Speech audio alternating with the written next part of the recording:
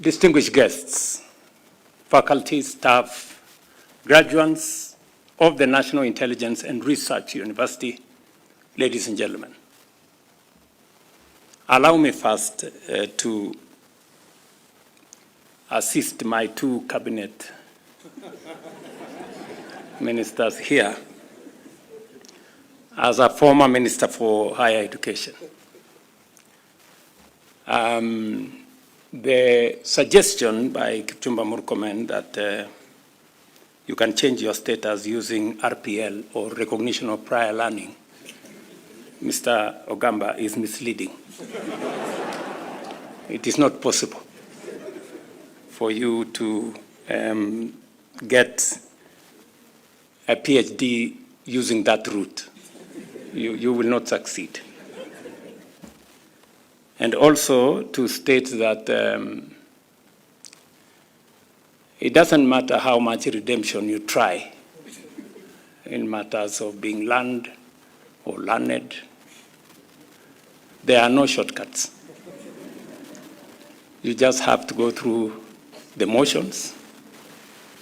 And next time, I advise that you do what you have to do so that you can wear the right attire.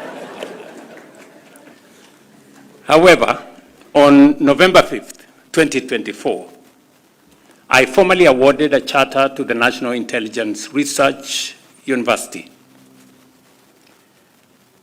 establishing it as Kenya's foremost specialized university to build the capacity of our intelligence community as a key national asset for posterity. At the time, I affirmed the government's firm support for this university to meet its mandate and issued a clear directive to the institution to expand its academic reach to the global south and especially to our continent. I am therefore honored to preside over this inaugural graduation ceremony of the National Intelligence and Research University, an occasion that not only celebrates the awarding of advanced academic degrees, but also signifies the realization of a shared vision to create a strategic institution serving as a center of excellence in intelligence education and research. I know the chairman of council has said that you have only 31 graduates here. And I want to confirm that it's not about the numbers. And I want to encourage this university not to focus on quantity, but to focus on quality.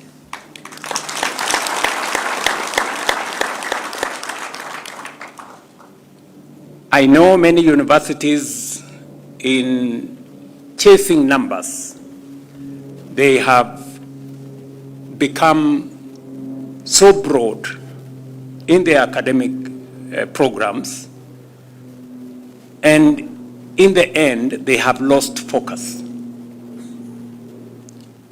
And the risk of trying to do so many things, you risk being a jack of all trades and a master of nothing. So I suggest to this university that remain focused.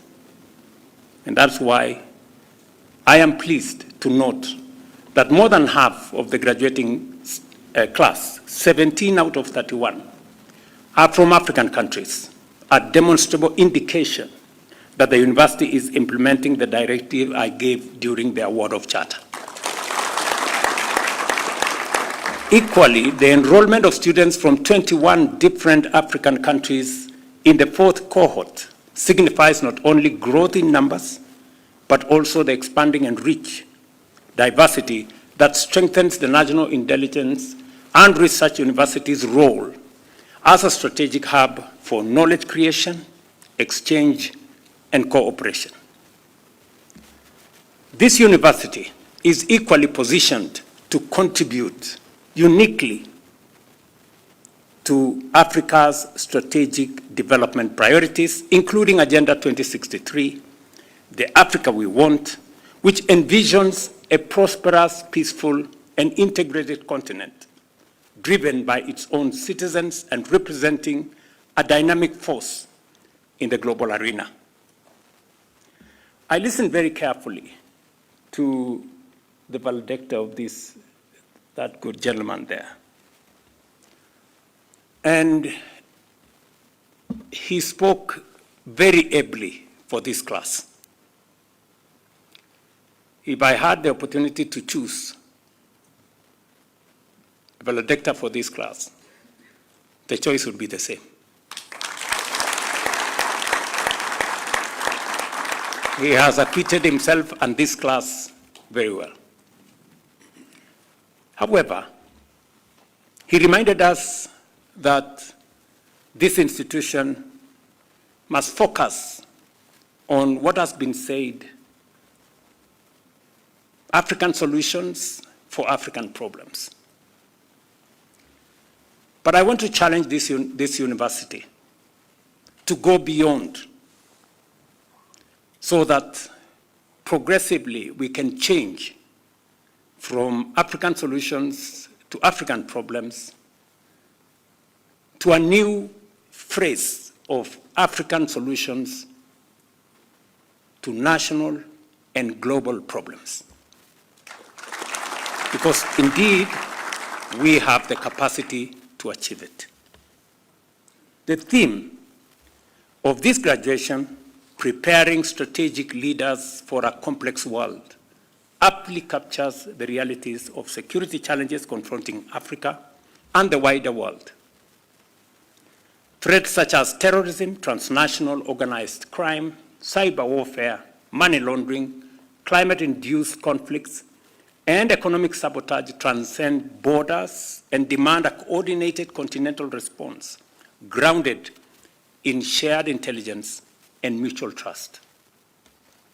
Integral to this vision is the progressive reforms of the African peace and security architecture, which calls for an enhanced intelligence sharing, coordination, and cooperation across member states. Key to this approach is proactiveness in addressing complex security threats that have consistently held back progress in our continent. We have just come from the Africa Union this weekend, and I did present a program on the reform of the Africa Union. Among the items of reform that I did present to the Summit of Heads of State is the reform of the peace and security architecture, which is the backbone of how we are going to secure this nation and this continent so that we can be able to achieve the prosperity that will be shared by the people of this continent. This university, among other universities, have the duty and responsibility to help us think strategically about how that reform is going to be carried forward. It is my expectation that through cutting-edge research, interdisciplinary and policy-oriented scholarship, this university will continue to build the capacity for intelligence professionals very well and equip them to assist Africa in navigating a complex security environment that we face. Ladies and gentlemen, our continent is uniquely endowed with intellectual capital, lived experience, and contextual insights necessary to develop sustainable homegrown solutions. Universities like this one are vital incubators of this capacity, grounded in African realities, enhanced by global best practices, and focused on strengthening African sovereignty and resilience. This quest to enhance African sovereignty and resilience aligns closely with Kenya's bottom-up economic transformation agenda, which places people knowledge, and innovation at the center of national progress. Education, research, and innovation remain powerful drivers of inclusive growth, strong institutions, and strategic competitiveness in an increasingly interconnected world. With regard to research and innovation, I wish to emphasize the government's continued commitment to this vital sector and why we established the State Department for Science, Research, and Innovation to spearhead our national priorities. I am of the firm belief, and I have said this many times, I am of this very strong belief that no nation or society can progress or develop or transform beyond its capacity to think. And that is why knowledge, education, training, research is at the heart of our transformation. It is the reason we have undertaken in the last 3 years the most consequential transformation of our education system. We have not only straightened the competence-based training into competence-based education, we have reformed our funding model so that it is student-centered. We have expanded space in our classrooms, and we have made sure that there are enough teachers and tutors in our education sector. We have increased our education budget in the last 3 years from 500 billion to 700 billion this year. And in the next budget, we're going to move it to 765 billion. Why? Because education is important. It is the single most important asset that we can use to sharpen our human capital. Even at the moment as we undertake our privatization process, I have given clear instructions to the Ministry of Finance that part of those proceeds will go to all the areas we have mentioned, but some percentage must go to the research fund so that our universities, including this university, can apply for resources so that we can build and create new knowledge for us to be able to transition our country to a first world country. In addition, I would like to draw your attention to the Kenya Research Financing and Capacity Strengthening Master Plan 2026 to 2036, which provides a clear roadmap for closing the research financing gap. The plan envisions scaling up national investment in research and development to 2% of our GDP as envisioned in the Science, Technology and Innovation Act of 2013, a critical step towards sustained national development. Ladies and gentlemen, looking forward, I challenge this university to remain intellectually ambitious and future-oriented by continuously developing cutting-edge programs that are responsive to Africa's development imperatives and the realities of the world we live in today. To our graduating class, you join the ranks of Africa's next generation of strategic leaders. Your academic achievements confer not only credentials, but also a solemn charge to serve with integrity, strategic foresight, and a steadfast commitment to the public good. Whether your future unfolds here in Kenya, across the continent, or on the global stage, you carry the responsibility to uphold the highest standards of professionalism, ethical intelligence practice, and respect for the rule of law.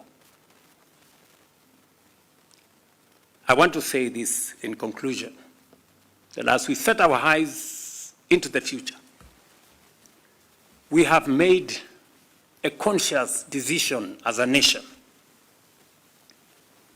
that we are going to build a firm foundation for us to transition this nation, this great nation, to a first world economy.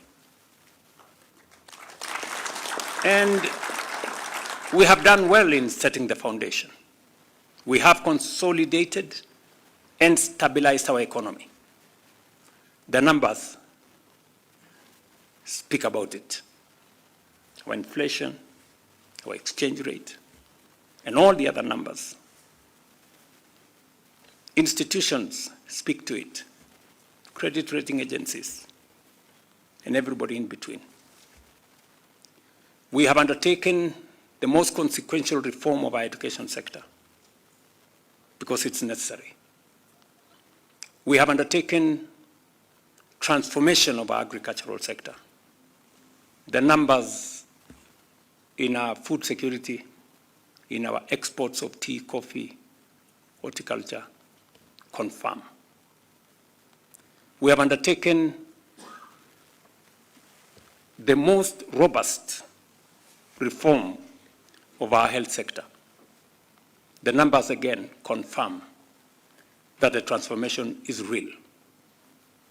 And we have expanded opportunities for young people in this country, whether it is in our physical development of infrastructure, in roads, in housing, in markets, in hostels, or in the digital space, or in creating opportunities outside Kenya, or in opportunities we have created in business. So we have set a very firm foundation. But that is not enough. That is why we have set for ourselves a new trajectory. And it is good for me to speak about this in front of intellectuals, so that as we drive into the future, we can all move together. We have set ourselves that we need, for us to move Kenya to the next level, we need to generate more energy. 10,000 megawatts to be exact, over the next 7 years.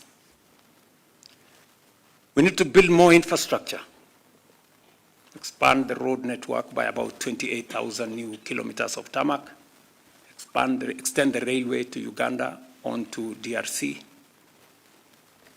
build a new airport, expand that infrastructure space sufficiently for us to undertake the kind of transformation that will move our country to the next level.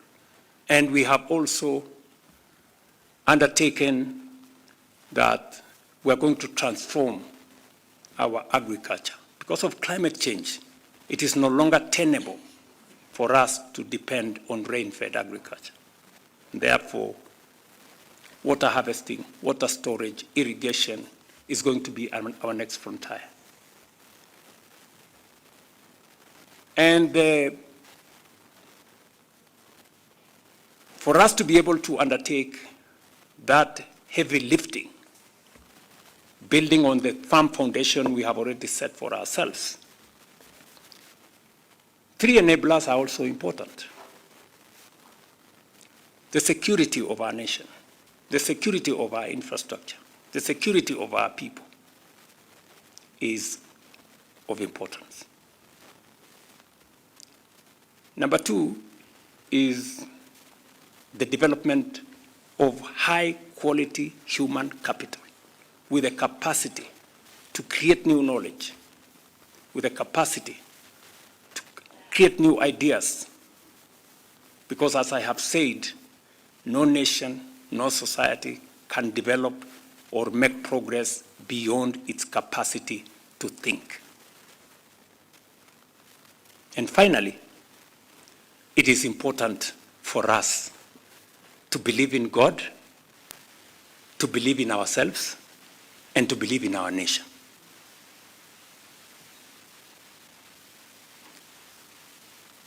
If you have a problem believing in your nation, don't look for somebody to blame. Go to the mirror. That is the person to blame.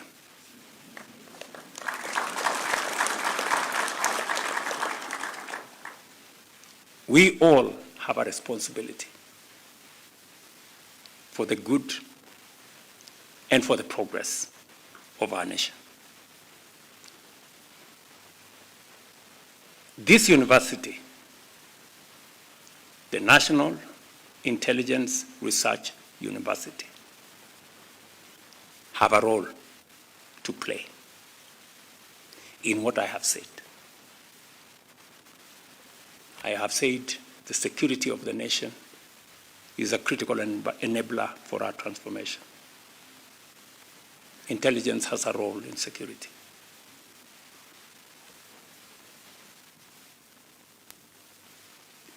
The believe in ourselves and not succumb to social media narratives and fake news and misinformation and disinformation and everything in between that undermines public trust, that undermines the belief in our nation. You have a role to play. And finally, the development